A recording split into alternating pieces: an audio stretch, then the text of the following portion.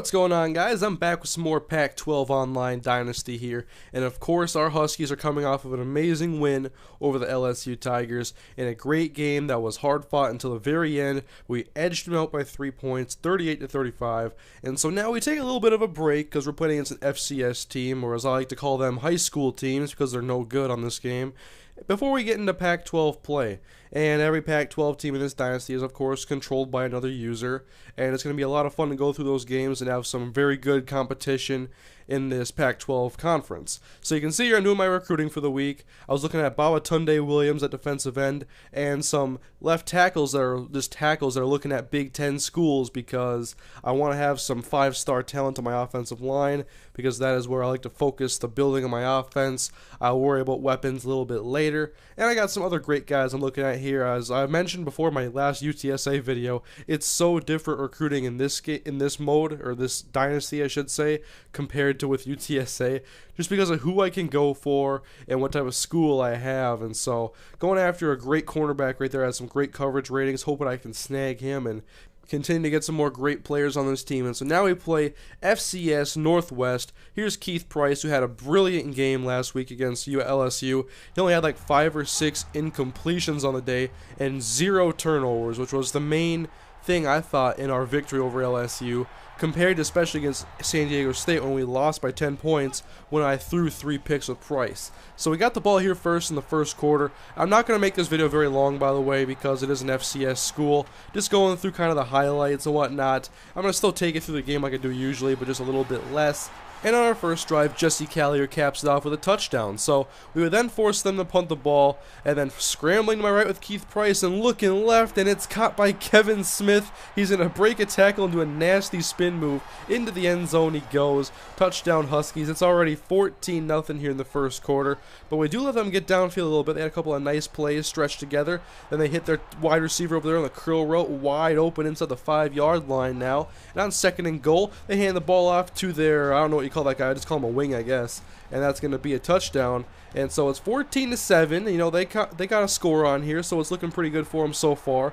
But then they kick the ball to us, and I got some room to run. I'm going to take us up the left sideline past the 50-yard line inside of FCS Northwest territory, and we make a nice cut in bounds with a block, a little bit of help, and we get the touchdown and answer them back immediately, 21-7. So we're back on defense and sending the pressure at the quarterback. Actually, not really blitzing, just the front four is too much for this offensive line of this FCS team. So 3rd down and 18 now, and that pass is way off the mark.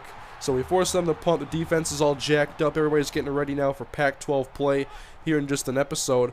And so on our offensive possession now, we do a screen pass to Kason Williams. He's got the speed to get past the initial cornerback and beat the rest of the defensive secondary that tries to track him down. 28-7 Huskies. We're in the second quarter, by the way, playing defense now. Clean pocket now for this quarterback to throw from, but the wide receiver there heard some footsteps, and they have to punt the ball to us now. Looking for some big plays on special teams. We already had that nice kickoff return, and Jesse Callier fields this now and starts going up the middle, then cuts to the left. He's got speed going towards the left sideline inside of FCS territory, and we would work our way downfield. 2nd down and 1. Price in the pocket. Plenty of time to throw wide open.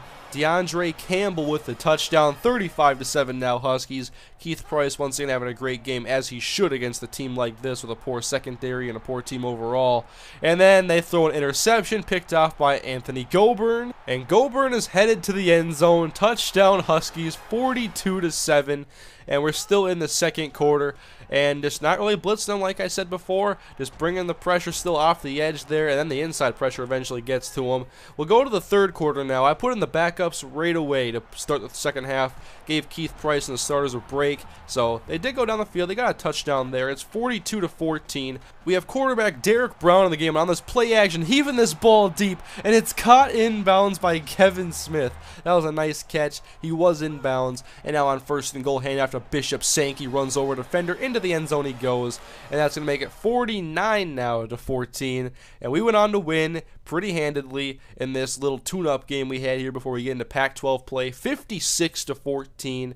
We had the backups play for a whole half of football. And now as we look ahead to week 4, we see I'm not on the schedule because I have my bye week, and Pac-12 play is kicked off, and my first game is against the Stanford Cardinal, another ranked Pac-12 team here. We got to go against Oregon, USC, and Stanford. 3 tough teams right there. So thank you guys for watching. Please leave a like on the video if you enjoyed it, and I'll see you guys in the next episode against Stanford.